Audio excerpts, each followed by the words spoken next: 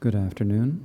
We will begin with the prayer for refuge and bodhicitta. Until enlightenment I go for refuge to the Buddha, Dharma, and the sublime Sangha. By the merit of being generous and so forth, may I become a Buddha to help beings.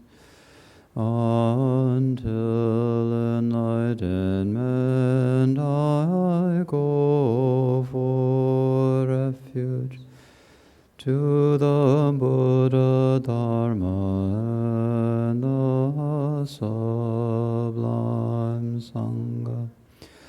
By the merit of being generous and so forth, may I become a Buddha to help beings.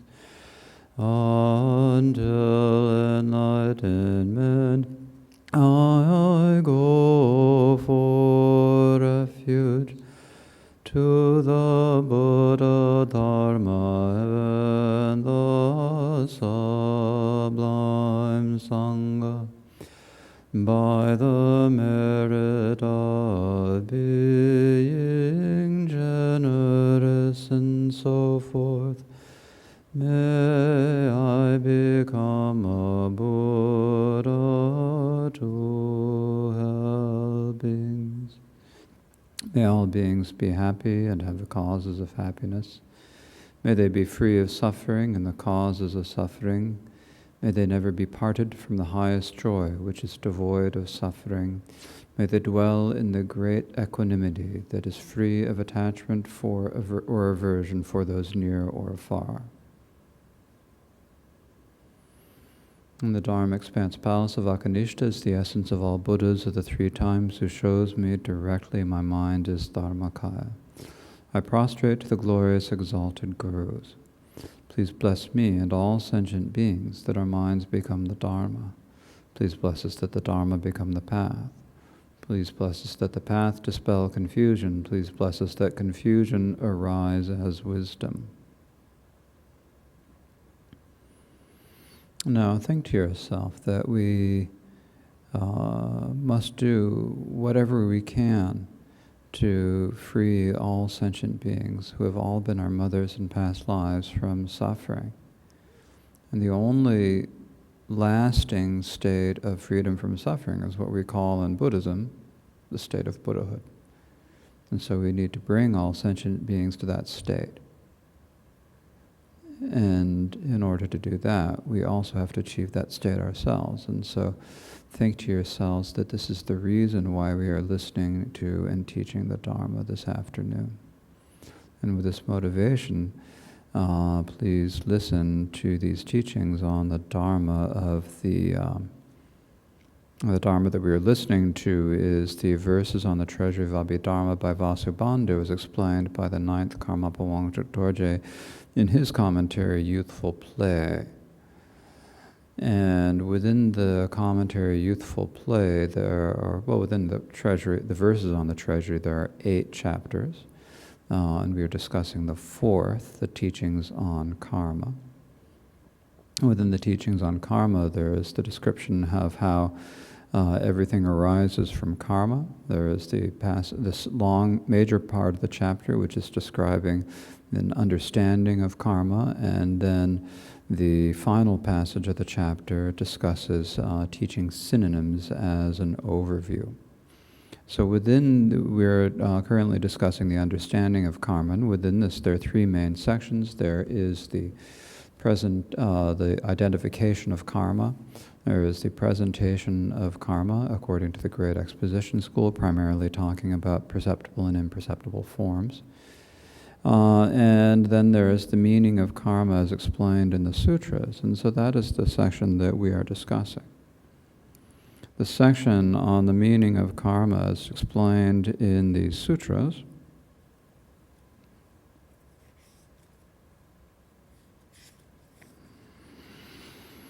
has two topics, the general teachings and specific explanations. And so within these teachings, we are talking about these two. We're talking about the general teachings, which has four topics. Classifying in terms of cause and result, teaching the many enumerations of karma, which karma has how many results, and other presentations of karma. So we have completed the first two, and we are talking about which karma has how many results. But before we get back into this is essentially we are considering continuing what we left off yesterday. But before we do that, there is a question that came in last night or this morning on the email. Now I forgot to bring my notes with the question, so I'm going to have to see if I can get it off the top of my head, but I can probably do it closely enough that we can answer the question. So the question is that when we buy meat from a supermarket, for example, what is the karmic result of that? And because it's clear that it obviously involves killing. So what are the karmic results of that? And so it is quite true that when we buy Well, the first thing to note is that when you buy meat from a supermarket, that meat is not killed for your sake. Generally, it's, they're thinking there's going to be some customer, but they're not thinking that it is going to be Mr. X who lives on Y Street, or that it's going to be Ms. P who lives on Q Street. They're not thinking of a particular individual. Instead, they're thinking of a general customer. So it's not specifically killed for you. You aren't specifically ordering that being be killed. And so, in a sense, what you are doing is you are enjoying the result of someone else engaging in a misdeed, but you are not directly engaging in that misdeed yourself. That being said, when we participated, as the questioner elaborated in their question, there's a whole system. If people didn't buy meat, that people wouldn't kill animals for meat. Also, if people didn't buy vegetables, farmers wouldn't kill insects in order to grow vegetables. If people didn't buy wheat and rice, farmers wouldn't kill insects in order to buy wheat and rice, and so on and so forth. Unfortunately, even when you buy organic, the farmers are still engaging in what they call pest control. It's just the nature of agriculture. So, the first thing we have to understand is that our eating, especially in the modern day and age, depends upon, involves killing. And it's probably always been this to some extent, to varying extents. Now it's probably greater now that we use pesticides and pest control.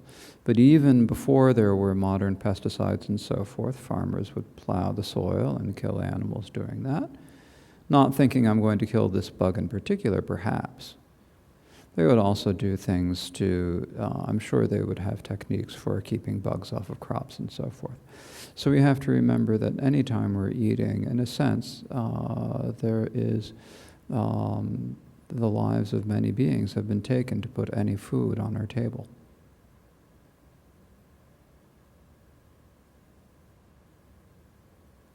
And so the important thing, I think, is that we take this as an opportunity to have compassion. The Buddha didn't say, don't eat. The Buddha didn't say, starve yourself. The Buddha did not even prohibit his monks from eating meat. In some traditions, according to some traditions, he said that one should not eat meat, but that's more in the Mahayana traditions. In the Great Vehicle, in the sutras and in the Vinaya, he says don't eat meat. He does not say don't eat meat. He says do not eat meat that has been killed specifically for you or that you kill. So he's saying don't be involved in killing. That being said, of course, there's probably some little bit of a karmic residue from not even thinking about it and just going ahead and gorging ourselves and getting fat off of the lives of other sentient beings. There's just no way to avoid that. Not even if we're gorging ourselves and getting fat, even if we're just eating a mere subsistence, there is a certain amount of our lives are supported at the cost of other lives, no matter what we do. Even if we tried to be like a Jain and not eat anything, even if we tried to be a fruitarian who only ate fruit that fell from trees naturally, we'd still end up walking on bugs and killing them, not knowing. And so there's a certain amount of this that's inevitable in our lifetime. And the question is what to do. The Buddha didn't say, don't eat. He said, don't kill. So I think we need to take care of ourselves, but use this opportunity that we have in order to be as compassionate, as good people as we can, to try to minimize our effects, the effects that we have, the impact that we have on other living beings and on the planet. And if we do that, I'm not sure there's more we can do. What is our choice? If we don't take this opportunity that we have to reach freedom for ourselves and then bring other sentient beings for freedom, then we're just going to be back in this situation later. So we have to have compassion for those beings, for all sentient beings, and particularly for those whose lives are willingly or unwillingly given in order to support our lives. And so that is, I think, we have to use it as motivation to practice the path. So I think that's, I'm not sure if there's much, I don't have much more to say about that today, so I better move on to the topic of the day, which is which karma has how many results. So this is divided into sort of different topics according to more or less, what do we say? What type of dharmas, and in a certain sense it's looking at the same problem from a bunch of different perspectives. So we started this yesterday. There were 6 topics here. How many results defiled and undefiled karmas have? How many results virtuous and so forth karmas have? And we completed those 2. And so today we've come to the 3rd, which is how many results the karma or actions of the 3 times have, how many results the karma of one's own level and other levels have, and how many results of learner, non-learner, and so forth have, and how many results discards of seeing and so forth have. So we're talking about the karma of the 3 times. In other words, we're talking about our actions of the past, our actions of the present, and our actions of the future. Those 3, past, present, and future, 3 times. These are the only 3 times. Sometimes in some Dzogchen texts they talk about 4 times, and sometimes we talk about 4 seasons, which is the same word in Tibetan, dushi. It's not a different word. So when you're asking, what are the 4 times, then we'd have to say, dushi karades, we'd have to say spring, summer, autumn, and winter. If you're talking about what are the 3 times, we would say past, present, and future. Right. Anyway, that's a little bit of an aside. Dzogchen, I don't know. Hard to say. Anyways, we're talking about the Great Exposition, so it's easier. How many results karma of the 3 times has? And this has 3 points: the past, present, and future. So the karmas of the past are the ones that we have done in the past, even up to a moment ago in this lifetime and in previous lifetimes. So how many results can they have in each of the 3 different times, right? So the results of past karma in all 3 times are the 4, excluding the result of removal. So when you talk about the past karmas, say that in your previous lifetime you made a tremendous gift. Okay, you made a tremendous gift in your previous lifetime. That could possibly have 4 different results in the past, 4 different results in the present or 4 different results in the future. So how would it have had 4 different results in the past? Well, you gave a tremendous gift in your previous lifetime. And so in this lifetime, when you're born human, you were also born in a situation where you had resources. You weren't born a pauper. You were born well enough off. Maybe not a billionaire, but well enough off. This is that's that. So that would be like a result of full ripening, right? Then you would have another result would be, I don't know. You'd have the dominant result, which is basically any composite that arises simultaneously with or later than that. So it could be pretty much anything could be the dominant result. But we could say that the dominant result of that could also be being born not only fairly well off or decently well off, but in a society where there's plenty, for example. That gift with that is a virtuous action, right? And so maybe it comes from a virtuous state of mind. So maybe it would ripen as in this lifetime having a propensity to give and enjoying giving. That would be a causally compatible result, right? And then there would be the personal result, which would be all the things that come right after that giving. So you make that gift, that really generous gift, and you've fed 50 people for a month or whatever you've done, with your significant act of generosity in the previous lifetime, right? So that's kind of like the personal effect. So those are the 4. But you wouldn't have the result of removal for a couple of reasons. The first is, an act of generosity is not going to result directly in removal.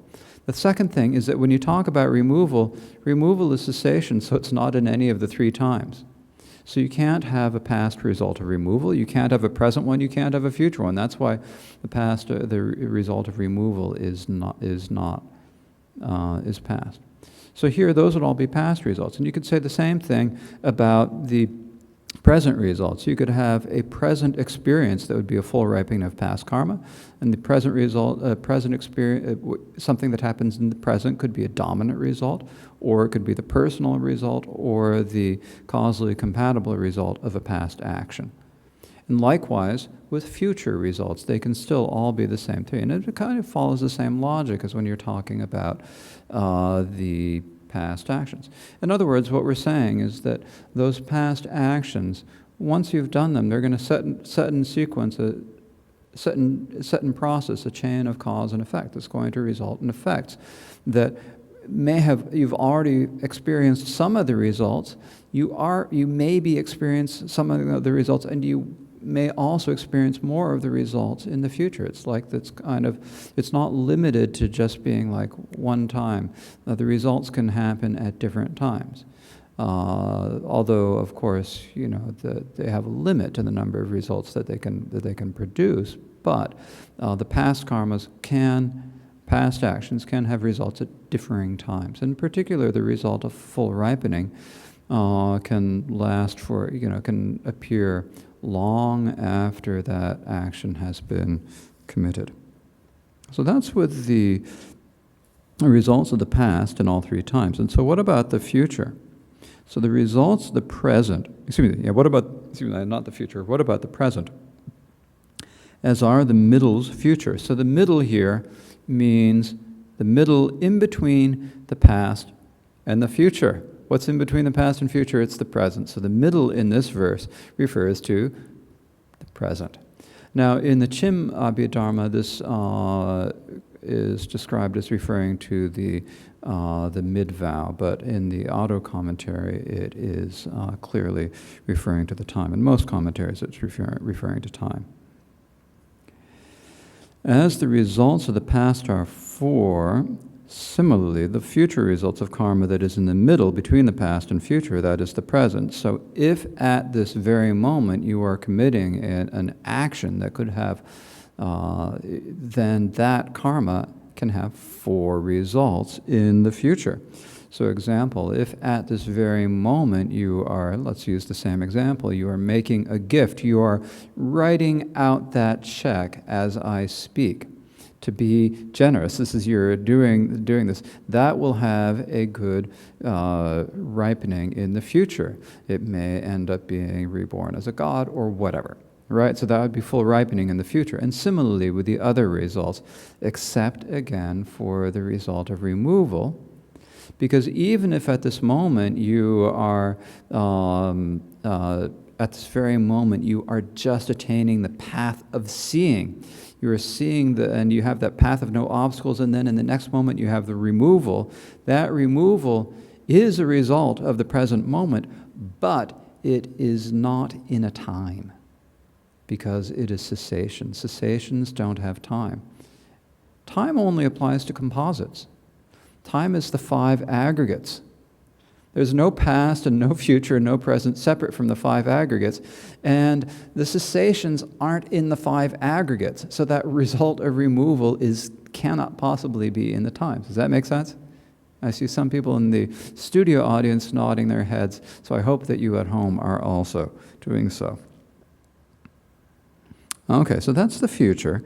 And then the personal and the dominant results are easy to understand. What other than the causally compatible result is also fairly simple to understand, right?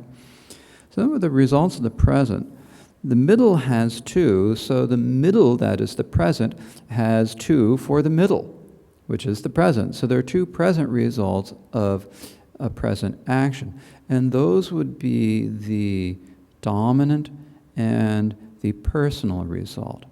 So and I know you're thinking, how is it that you can have results that are simultaneous? It's because we're in the Great Exposition School. In the Great Exposition Schools, it doesn't make much sense from cause and effect, but as I mentioned the other day, it does kind of show the interconnectedness of all phenomena on some level.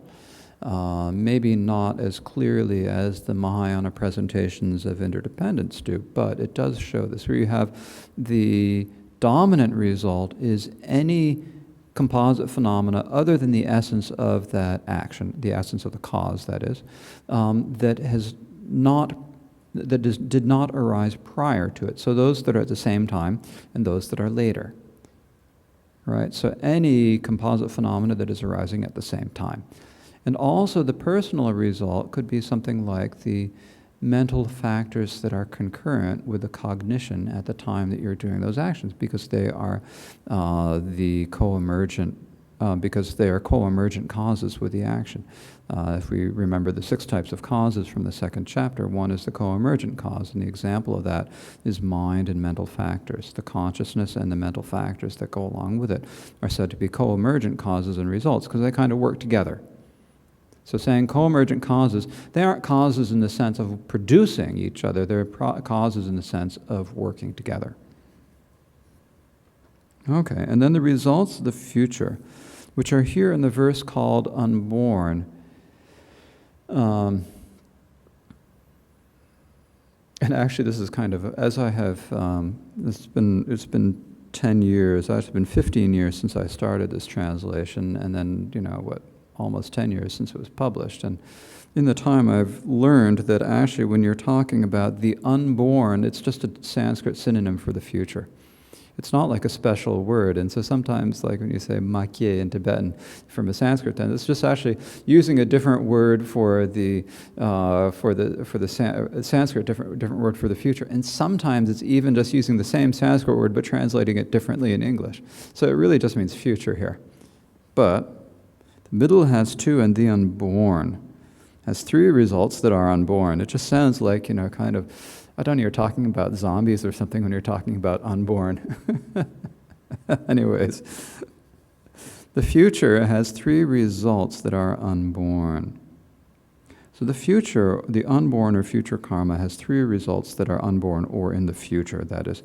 So here, when we're talking about future actions, so like tomorrow, you make that great gift. You are going to write that check tomorrow. It's a future action. It hasn't happened yet. And so that can have a dominant result. That would be anything that happens thereafter, the personal result and a fully ripened result. So it would have those 3. And we already have established that it can't have a result of removal because the result of removal is not in time, right? But we're also saying it can't have the causally compatible result. And so the reason why we say it can't have a causally compatible result is that the causally compatible it requires that you're able to evaluate the phenomena to see what character it has. Are they the same? Are they different? How that? And it's in the future. It hasn't happened yet. There's no way you can evaluate it and say, oh, they're the same. They're on the same class and the same level.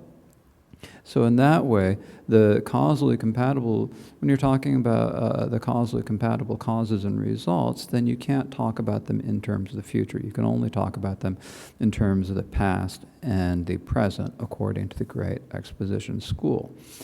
So this is actually something that is described a bit in the second chapter in the presentation of causes, talking about which times the different causes operate in. But I'm not going to go into that today. Basically, it's just saying that in this school we say that the causally compatible result has to be, the cause has to have been present or past. You can't talk about future actions having causally compatible results. I mean, you can say, we can guess that they will.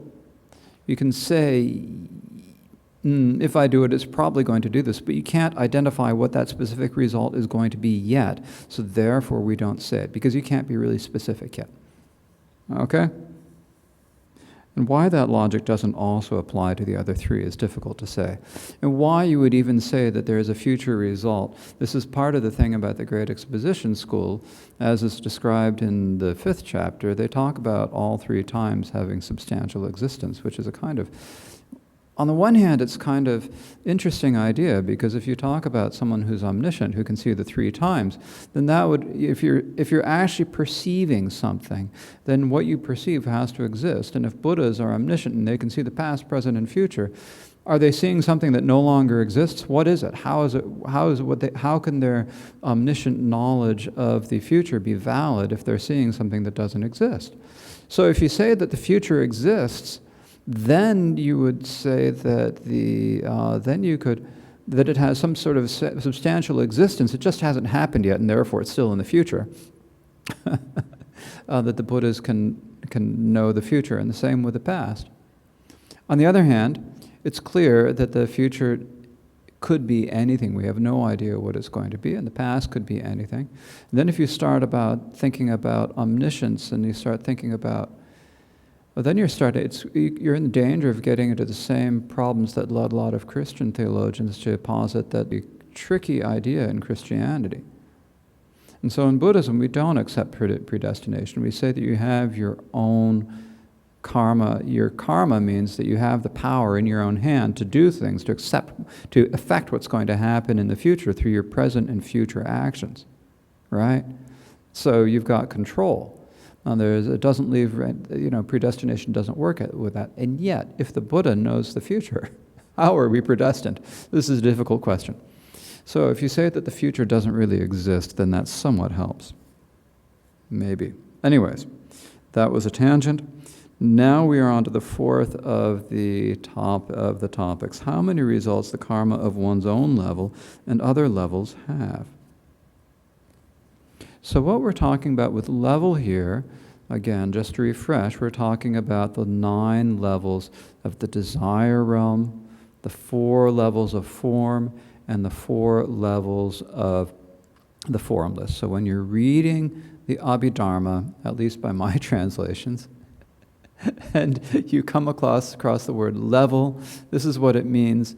And I think in other translations it's similar. You've got the level of desire, 4 levels of form, 4 levels of formless, right? So 9 levels. So here it says, on its own level 4 result, on different levels 3 or 2. So when the results of karma are dharmas on its own, the action's own level, there are 4 results excluding the result of removal. For example, when you are doing an action in the desire realm, then that can have 4 results in the desire realm. It can have full ripening, it can have full ripening, the dominant result, personal result, and causally compatible result. So that's 4. The result of removal, again, because it is cessation, is not included in any level. So it's not counted. That's why removal is not counted here. Now also, if you have a dharma on the first level of form, for example, you have the path of no obstacles when you are first achieving the formless meditation. That is on the level of form, even though the being is still in the desire realm. But that meditation is on the level of form, and that has the full ripening in the form realm, and so forth, right? And then you would also have the other 4 results in the level of form. You know, the dominant result will be your robes when you are born in the form realm, and then the personal result is the successive moments of the dhyana meditation, and the dominant result is basically any phenomena on the level of form that would follow, and on the level of the first level of formless. On the first level of form that would follow from that. So in that way you have the 4, right, that are on its own level. If the result is an undefiled dharma on a different level, there are 3 levels. So say, for example, if you are on the first dhyana, you're in dhyana meditation, you're working to achieve the path of seeing. Then you have that last moment of the path, you have what we call the supreme worldly dharmas. This comes up in chapter 6. This is the last moment as an ordinary being. And then the result of that the next moment is an undefiled first moment. So that undefiled first moment would be, you'd have 3 results. An undefiled dharma on a different level. Wait a minute. No, I'm getting it wrong. So if you're on the first dhyana, you are let's take a different hypothetical situation. You're on the first dhyana and you move from the first dhyana to let me just read the text. If the result is an undefiled dharma on a different level, there are 3 results, excluding full ripening and the result of removal, which is not included in any realm. So you can go from like the defiled first jhana. You could then go to an undefiled. Let me get this right. If you are doing skipping meditation, for example, you can go from a defiled first dhyana to an undefiled third dhyana, if you're really good.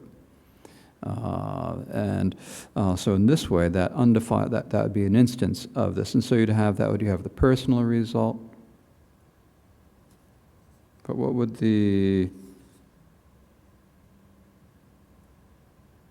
I'm getting myself confused. What is the instance where this would happen? Undefiled result. So you have... Oh, right. So, okay, let's make this simpler. Okay.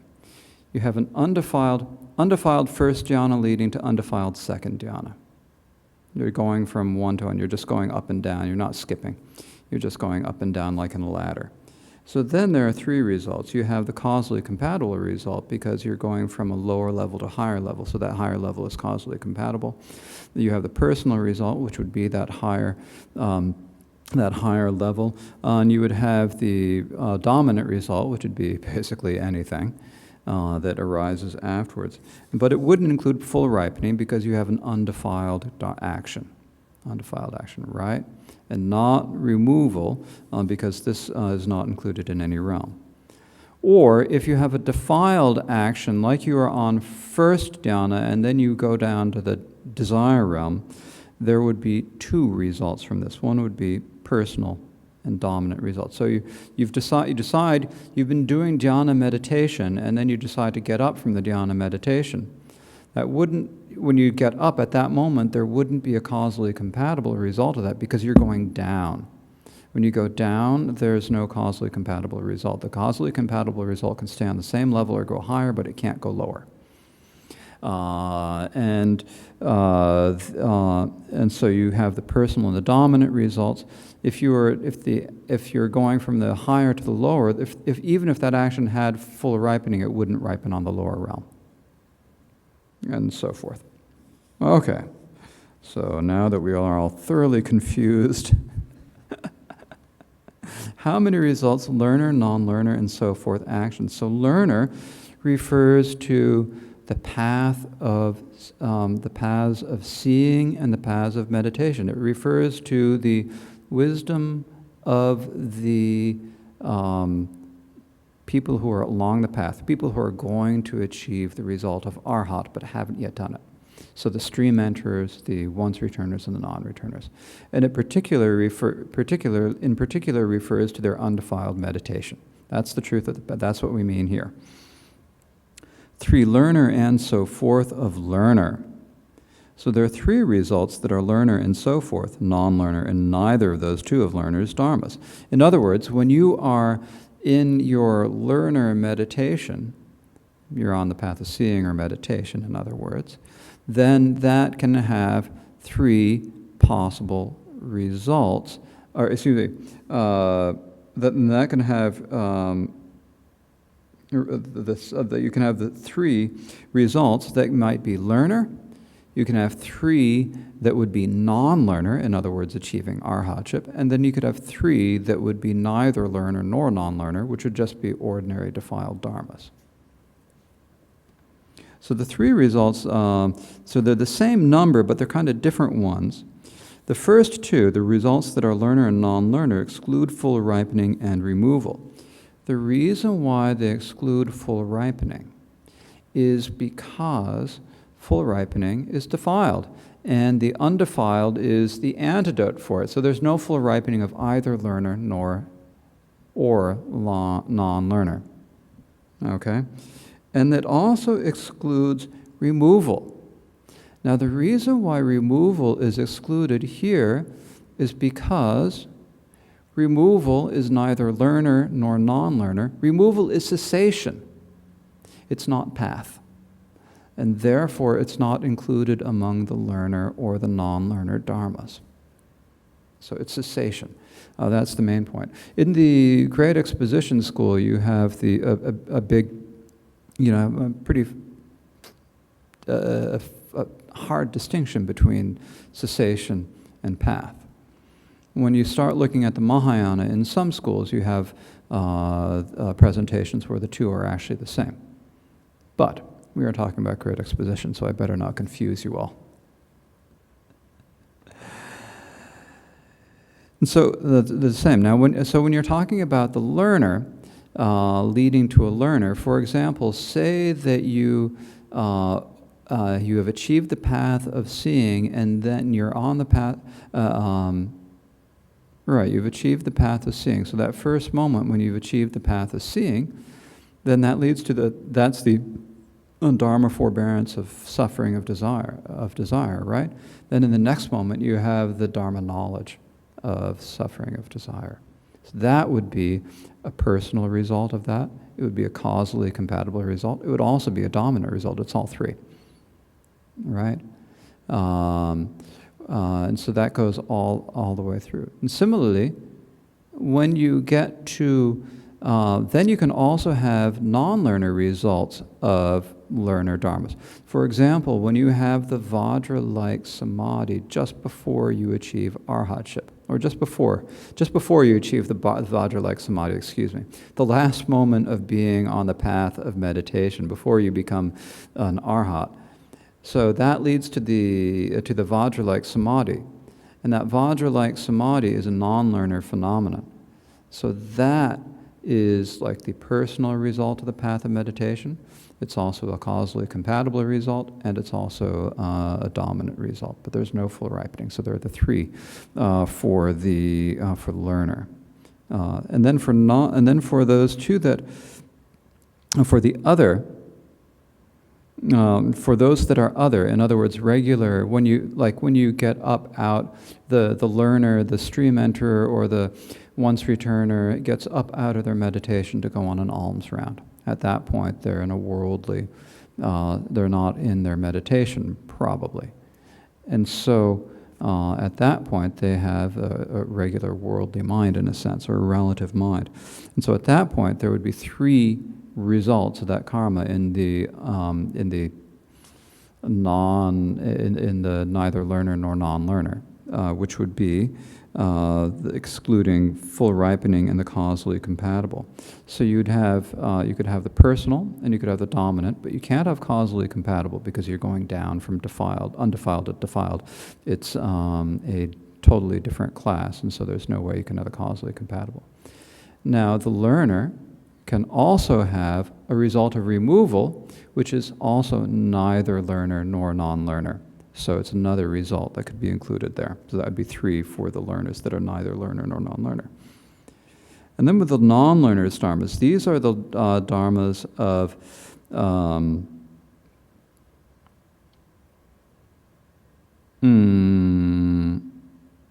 these are the dharmas of the arhats, that basically we're talking about the samadhi of arhats.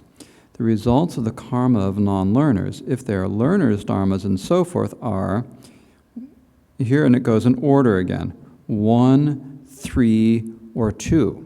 So 1 would be the non-learner dharmas can have 1 learner result, or they can have 3 non-learner results, or they can have 2 results that are neither learner nor non-learner.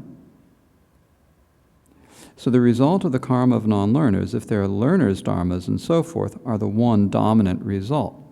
So in other words, if you have an arhat who regresses, then that would be a dominant result. It's not a personal result. It's not any other sort of result. It's a dominant result.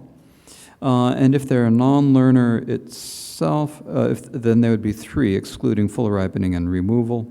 So you'd have the personal, the dominant, and the causally compatible. And you wouldn't have removal because there's no more, because it's out of the realms. And otherwise, if they're neither, they would have the 2 of personal and dominant. So like when the arhat gets up and goes for their alms round and comes out of meditation, that would be personal or dominant, for example. Okay. So then the results of those that are other than those 2, so actions that are neither learner nor non-learner, are learner, etc., 2 to 5. So if you have karmas that are neither learner nor non-learner, they can have 2 results that would be learner, 2 results that would be non-learner, and 5 results that would be neither learner nor non-learner. Results of karma which are other than those learner and non-learner are, if they are learner, etc., 2 personal and dominant. For example, when you get to that point where you're about to achieve the path of seeing, that's not yet, you're on that moment called supreme worldly dharma. And at that moment, you're a neither learner nor non-learner. It has the result of that action of that moment is that you achieve the path of seeing. So that is that would be a personal result, right? And then there also would be dominant results. For example, the other mental factors that are associated with that, and so forth.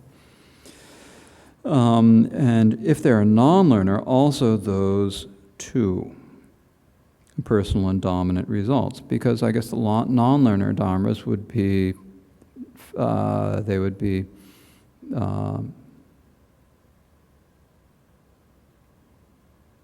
they could come out of the effort eventually, maybe not directly from, you don't go directly from ordinary being to arhat. You have to at least go through the path of seeing. So you don't go directly to that, but there must be some way. Personal and dominant, these are broad categories. And if neither, there are all 5 results. This whole passage gets very difficult to figure out, and I'm sure you all are sitting at home going, oh, what is all this? And so it's not such an easy topic, and then you wonder, what is important about this? And basically the idea is like sort of thinking about the different permutations of what can happen. And here there was also another question that came in that I wanted to address at this point. Someone was asking, we went over a couple weeks ago the difference between the Great Exposition presentation of the path of seeing and the Mahayana. And so the question is, well, when we're talking about the path of seeing in the Great Exposition, we talk about these 16 moments where you gradually see the different parts, the four different truths for the desire realm and the form and formless. We go through each of these stages, and it ends up being like 15 moments, and then the last moment where you're there at the path of meditation. That's the path of seeing in this. And the point of the path of seeing in the Great Exposition School is that you're eliminating the afflictions that are that look at or that observe or that focus on each of the different types of truths. Those that focus on the truth, like your attachments to things and things in your body and so forth, would be attachment to the truth of suffering. Your attachment to your desire and your actions and so forth would be attachment to the truth of origin. Your attachment to some idea of cessation is going to be, focusing on cessation and so forth, and similarly with path. And so you have these different sorts of attachments, and so this gradually overcomes all of the misconceptions and therefore eliminates all of the attachments, so that you're primarily focusing on abandoning afflictions that observe the Four Noble Truths. That is, all phenomena as they're categorized as the Four Noble Truths. So that's the Great Exposition. Now, in the Mahayana tradition, at least as we explained it, and there are many different traditions in the Mahayana, the focus is different. Instead of trying to get rid of afflictions, the Mahayana focus is on overcoming the cognitive obscurations. That is the misunderstanding, fundamental misunderstanding of dualistic cognition. Thinking that there is a self and an other that are separate and distant from each other. And when you overcome that, then that automatically eliminates the afflictions. So in the Mahayana, which is what we generally do in our practices, the path of seeing is presented differently. Now, when you read some of the texts, there are presentations of the 16 moments of the path of seeing.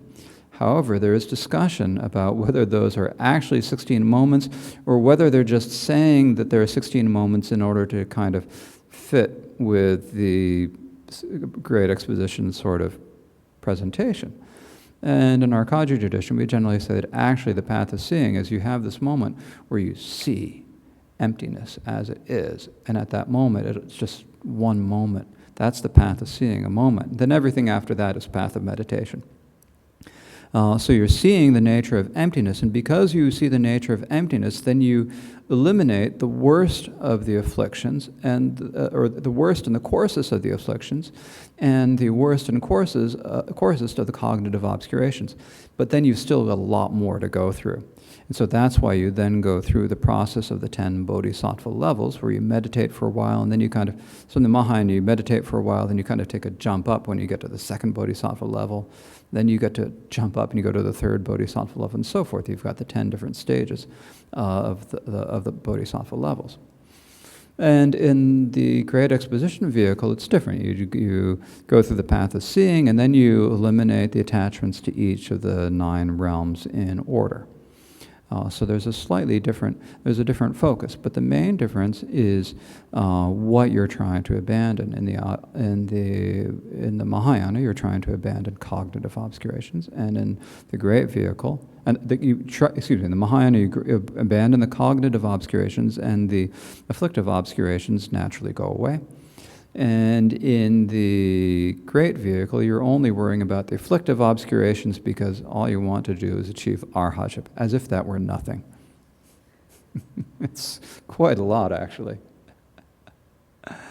But the other thing is that for both of them, this path, in both schools, the path of seeing is really transformative. It's like if you talk about, is there going to be a transformative moment? When you read the Vinaya, you hear these stories about someone who has achieved the path of seeing, and like they've destroyed the 20 mountains of the view of the self. They have seen everything. They've seen the Four Noble Truths. I don't remember all the words in the description. It sounds like this is just a really transformative moment. And then you have a similar transformative moment when they achieve arhatship at the end, when there's like this moment like they've done everything that needs done. They've cast off the load. They no longer are burdened. They're just totally free. That's another really big transformative moment. So there are big transformations in both the Mahayana and the Great Exposition. Okay, well I better keep going, otherwise we're never going to get through this section. Okay, how many results discards of seeing and so forth have? This has 3 points. So discards of seeing are all those things that are discarded by the path of seeing. So this includes primarily the afflictions, but it also would include all the actions that are abandoned by the affliction, that are motivated by those afflictions. Once you've given up the affliction, then you're not going to do anything that would be motivated by it, right? And then there are also discards of meditation, which are the things that you give up over the course of the path of meditation, which is pretty much everything else defiled.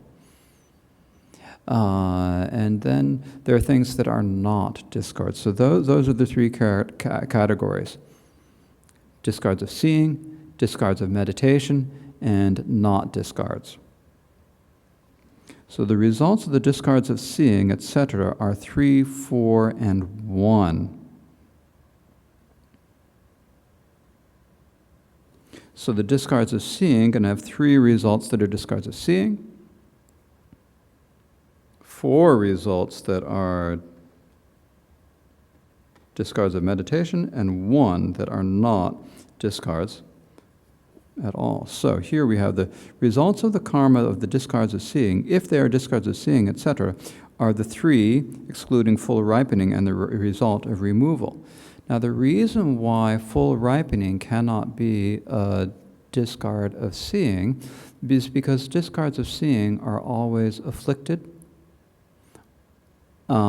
So they're usually unvirtuous or obscured neutral. So they can't be the result of full ripening because they're afflicted.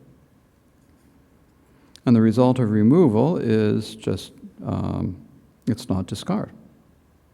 So if the results of the discards of seeing are discards of meditation, there are 4. So that would mean like a discard of seeing, for example, killing out of a wrong view, could have full ripening, and the other 3, the personal, dominant, causally compatible results, but not the result of removal. And it can't have the result of removals because that comes out of something, because that doesn't come out of a discard. And if they are not discards, they are the 1 dominant result only. So if there's something that is not discarded, such as the truth of the path, then that is a dominant result, but it is not any other type of a result. And how many results discards of meditation have? 2, 4, and 3 results of karmas that are discards of meditation. So if you have a discard of meditation, it can have 2 that would be discards of seeing, 4 that are discards of meditation, and 3 that are neither causal discards of meditation or discards of seeing. So there are the 2, 4, and 3 results of karmas that are discards of meditation. So if that is the results of the discards of meditation, are discards of seeing, they're the 2 dominant and personal. They're in a different class, so they can't be causally compatible. And they can't be full ripening because we're talking about discards of seeing, which are afflicted. And they won't be results of removal. If they're discards of meditation, they are the 4 excluding the result of removal, which is the same as we just said before.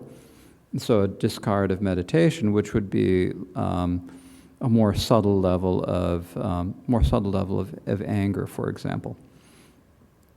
Could have the 4 types of results, other than the results of removal.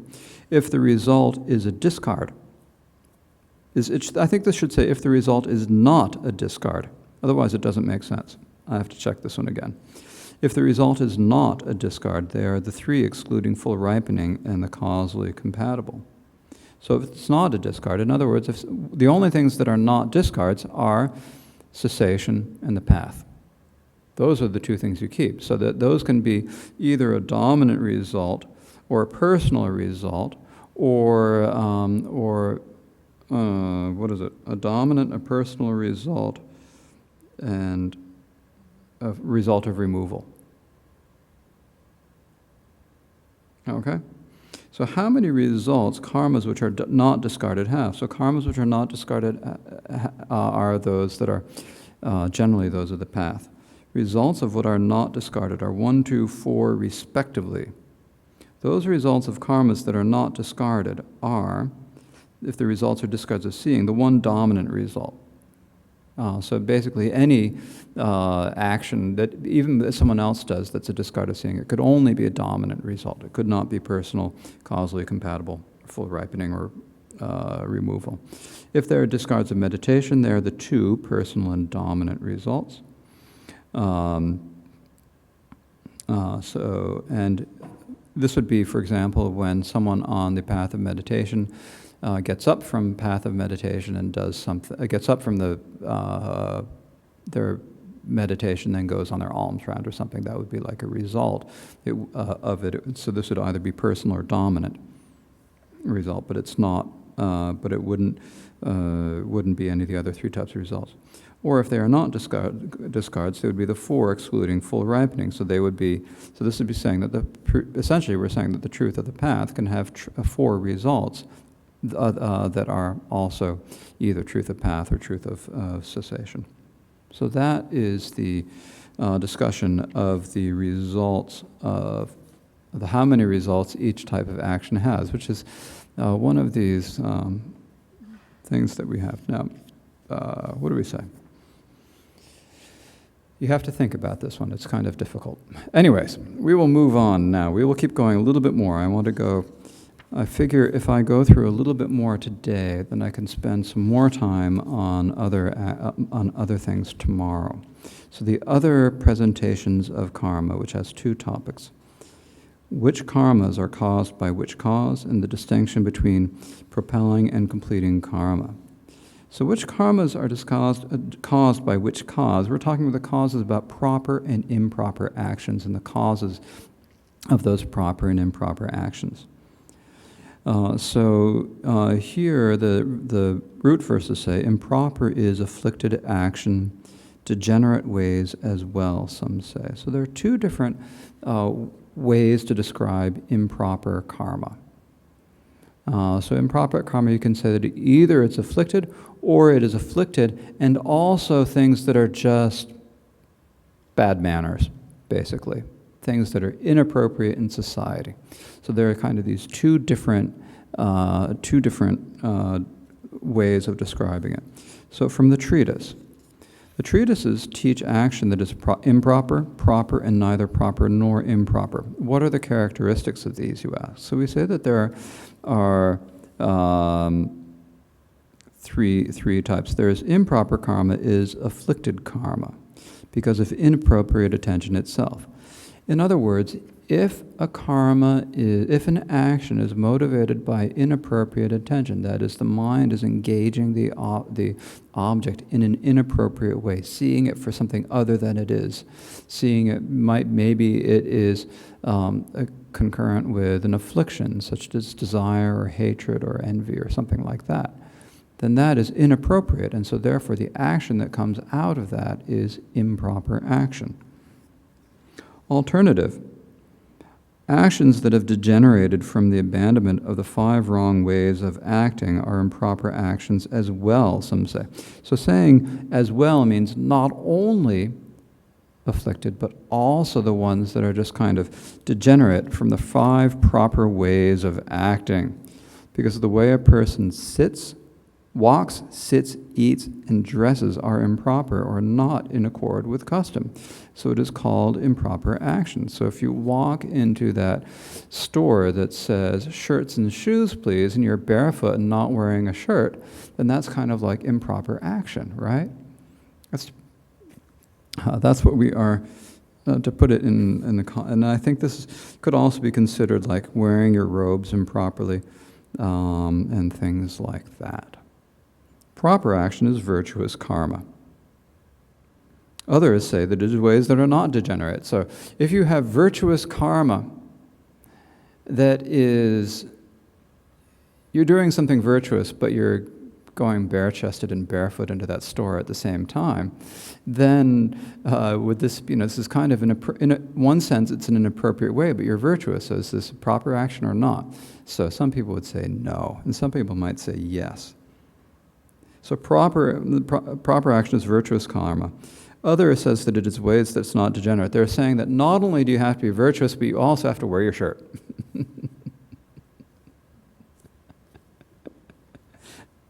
Karma other than those two is neither. And of course, what's proper and improper really depends upon your own culture and where you are, what's going on. Things that are proper in one place are not necessarily proper in another. Karma other than those two is neither. So this would be neutral karma, I guess. Brushing your teeth. So now the next one is actually the kind of most interesting one, the attributes of propelling and completing karma. So what this is talking about one way that the full ripening of karma happens. There are two ways that the full ripening of karma can happen. These aren't the only ways that the full ripening of karma can happen. They are two of the ways, and they're in two important ways about understanding karma. Basically, when we talk about karma, full ripening, we're saying it's propelling something. And so when you talk about the propulsions, there are two ways that they can do it. They can either propel a rebirth, or they can complete the rebirth. So here, the attributes of propelling karma. One action propels one rebirth. Does one action propel only one rebirth, or does it propel multiple rebirths? So you're saying, basically, last week I made this really big, I made this huge donation with a really great, I had a really good attitude, and I made this great donation to the food pantry to help people who are starving in the epidemic. Excellent. Please do more of that. Seriously, do more of that. So you're wondering, am I going to be reborn in the gods just once from that? Is that all I get out of it? I made a big donation. Can I get 3 or 4 rebirths out of it?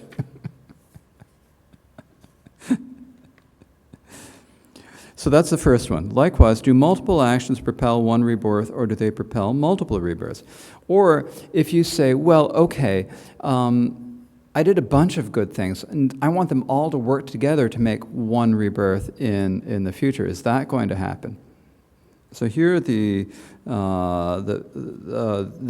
do they propel multiple rebirths? So this is the position of this school, the Great Exposition.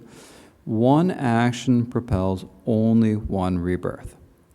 Now, when we're talking about rebirth here, what we're talking about is actually the likeness, the likeness of the being. From the moment it's born until it dies, it stays in kind of the same class. Like if you were reborn as a human, that likeness of being human from the time of that birth, actually from the time you're reborn or appear in the bardo until your death as a human, that's that one likeness, right? So that is what we are speaking about specifically.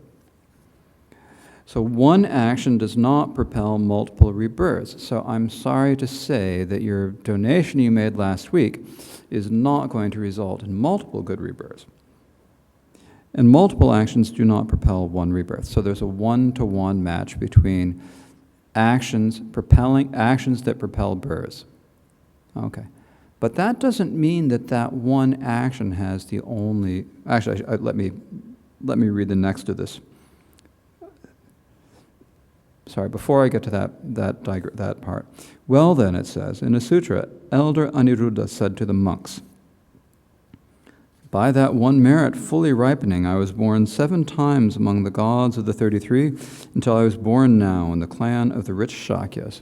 So, in a previous lifetime, at the time of the Buddha, was it Vipassana? Not remembering it right. For some reason, my mind is not remembering these details today.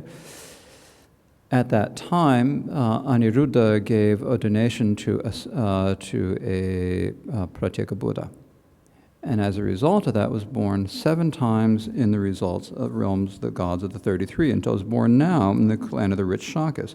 So isn't this contradictory? Because he made 1 gift and got 7 births of gods out of it. So why am I not getting the multiple births out of my donations to people who are starving? Is this not contradictory, you ask? It is not. The meaning of this is that when he was born in the higher realms, he remembered his previous birth and out of enthusiasm performed more virtue, which led him to be reborn there again. So he was reborn as a god, and he thought, oh, it's because I gave this offering. And so therefore, when he was a god, he still kept giving more offerings, right? So it's like, this is like the start and a cause, and you can say yes, but it's not like that in that sense it was causal, but it wasn't like there are multiple ripenings. It's like that one thing started a chain. For example, it is like when one finds a single coin, uses it to make a profit, and becomes rich. Then they say, I got rich from a single coin. He started, this is like the story of, was it Andrew Carnegie, who started out with something like $1 and became one of the, richest men at the turn of the 20th century, rivaling Jeff Bezos. Right? So it's the same thing. He started out with nothing, and he ended up being one of the most wealthy people in the world. So that's the same thing. He used to use that one, and then multiple actions thereafter. So we say that one action will ripen as one rebirth, but it's not like that one action is the only action that's going to affect you in that birth. There are also other actions that will create. For example, you've got the karma to be reborn as you do that action that's going to get you rebirth as a human, but you might have other actions that would affect you in other ways.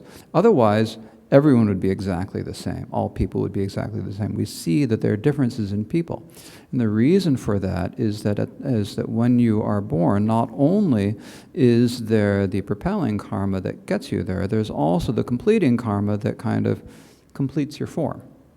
It gets you in, that makes you who you are, as opposed to just being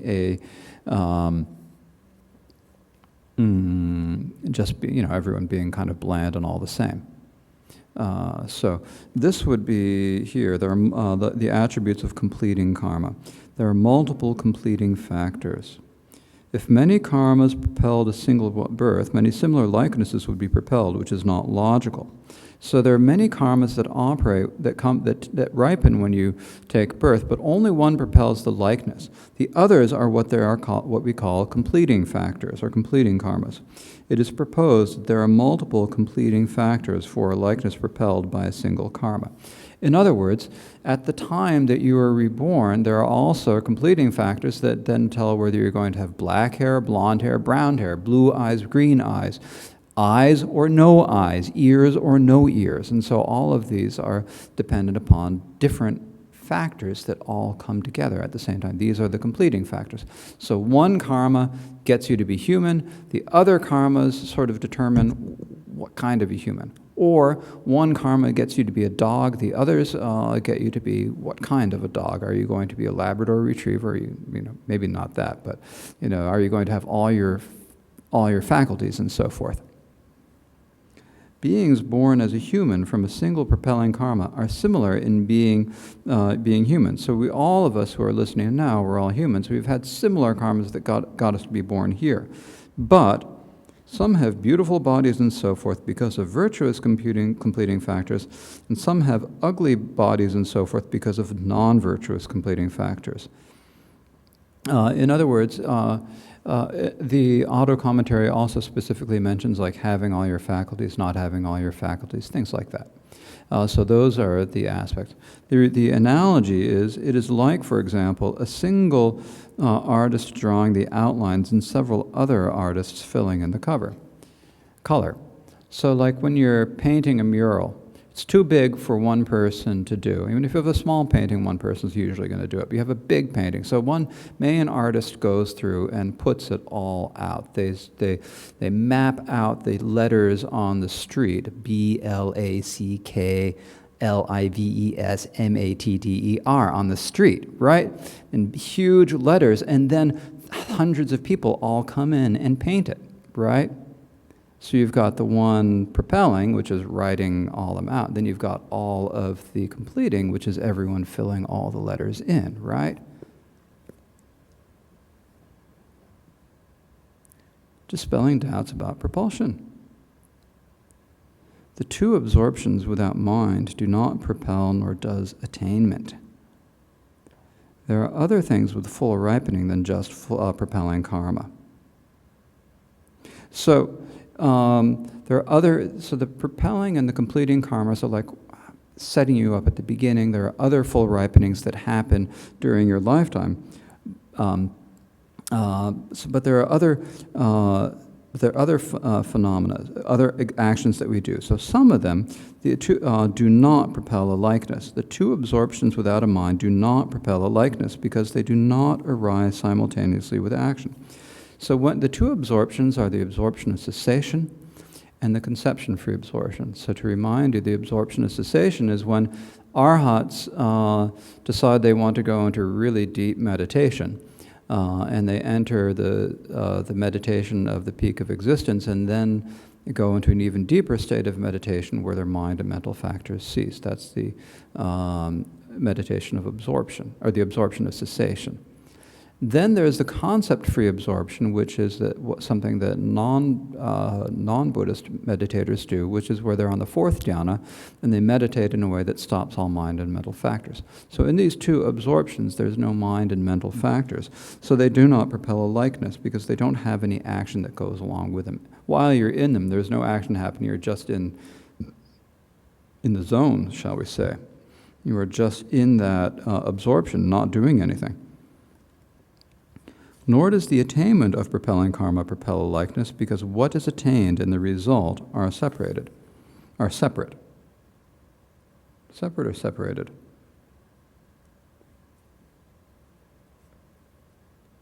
So the attainment is the quality of is when you actually get something. At the moment you get it, there's also attainment. It's like when you achieve the path of seeing, there's also the attainment of the path of seeing. So that does not propel a karma either, because it is different. What is attained and the result are separate. Not only that, all Aryan karma and worldly beings' precursors to clear realization are not propelling karma, because they are directed against the karma of becoming. Aryan karma here means the karma of the noble beings, that is, the karma on the paths of seeing, meditation, and no more learning. Those three paths. So that's those. And then the precursors of clear realization are the four stages of the path of seeing: warmth, peak, forbearance, and supreme worldly dharmas. These are the four stages of the path of joining. And so they're called precursors to clear realization because they lead. They bring you to it. Sometimes it's translated as partial concordance with penetration, which is an entirely very informative translation, but precursors, they lead you to it. And they're not propelling karma because they're directed against the karma of becoming, so they don't have a full ripening. So when you're on the path of joining, this means that your meditation is not going to lead you to rebirth anywhere. Now you might do other things that would lead to rebirth, but the meditation won't. So that is enough for this afternoon. And let's please dedicate the merit to the benefit of all sentient beings. Osanam de tam je se bani tobne nye bedra nam pam chene Kegana chi ba la chum bai si be zo